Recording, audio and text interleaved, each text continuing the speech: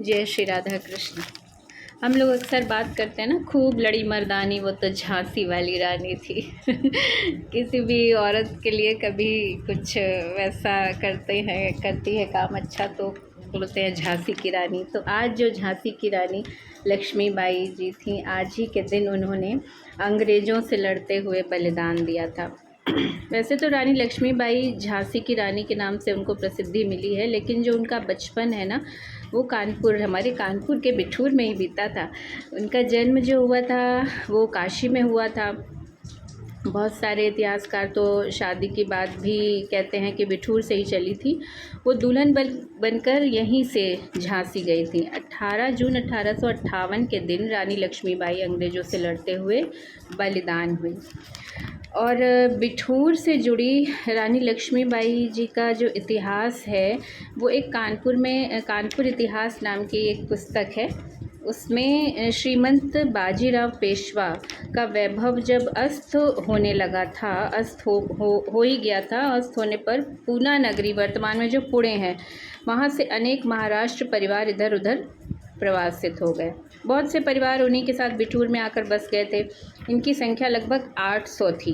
बाजीराव द्वितीय की पेंशन का एक बड़ा भाग इन्हीं लोगों पर खर्च होता था। पेशवाई परिवार वालों की संख्या ही लगभग 300 थी। बाजीराव के जो छोटे भाई श्रीमंत चिम्मा जी अप्पा बनारस चले गए और यहाँ से उन्हें ईस्ट इंडिया कंपनी की ओर से पेंशन मिलती थी। उनके साथियों में से एक थे मोरोपंत तांबे, और महाराष्ट्र के ब्राह्मण थे जो सतारा के समीप कृष्णा नदी के तट पर स्थित बाई नामक ग्राम में निवासी थे। मोरोपंत की पत्नी भागीरथी बाई ने 16 नवंबर 1835 को एक कन्या को जन्म दिया था, जिसका नाम मनु रखा गया। वर्ष 1836 में चिम्मी जी की मृत्यु के बाद मनु माता पिता के साथ बिठूर आ गई। यहाँ पेशवा बाजीराव द्वितीय ने मोरोपंत तांबे को 50 रुपये मासिक पर नौकर रख लिया। 2 वर्ष पश्चात ही मनु की माता का देहांत हो गया था। कालांतर में मनु को छबीली नाम से जाना जाने लगा। कानपुर इतिहास समिति के महासचिव अनूप कुमार ने बताया कि बाजीराव द्वितीय छबीली की युद्ध दक्षता और चपलता से बहुत प्रभावित हुए। नाना धंधु पंत यानी नाना साहब तथा छबीली का पालन पोषण साथ ही साथ होने लगा। उन्होंने युद्ध कौशल की बारीकियां यहीं सीखी। 8 वर्ष की अवस्था में मोरोपंत ने छबीली का विवाह, बताओ 8 वर्ष की अवस्था में, पहले कितनी जल्दी होते थे, विवाह झांसी के राजा गंगाधर राव से कर दिया। मराठी प्रथा के अनुसार पितृगृह जाने पर इनका पुनः नामकरण हुआ, पतिगृह जाने पर पुनः नामकरण हुआ और वो झांसी की रानी लक्ष्मीबाई के नाम से प्रसिद्ध हुई।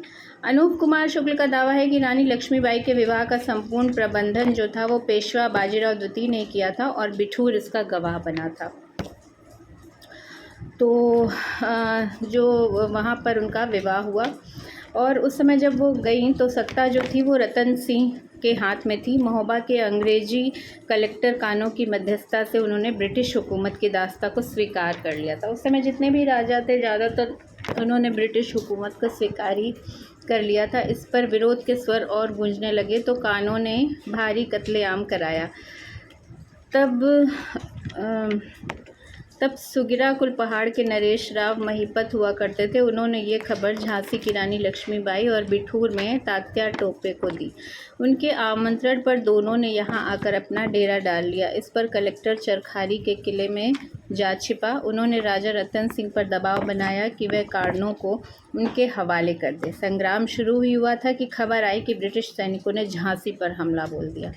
तात्या टोपे और रानी लक्ष्मीबाई को वहां जाना पड़ा। चरखारी नरेश ने कारणों को भेष बदलकर पन्ना भेज दिया। बाद में अंग्रेजों की सेना ने राव महिपत सिंह को पकड़ लिया और बांदा के भूरागढ़ में उन्हें फांसी दी गई। तो आज ही के दिन महारानी लक्ष्मीबाई जी का अंग्रेजों से लड़ते लड़ते देहांत हुआ था, 18 जून। जय श्री राधा कृष्ण।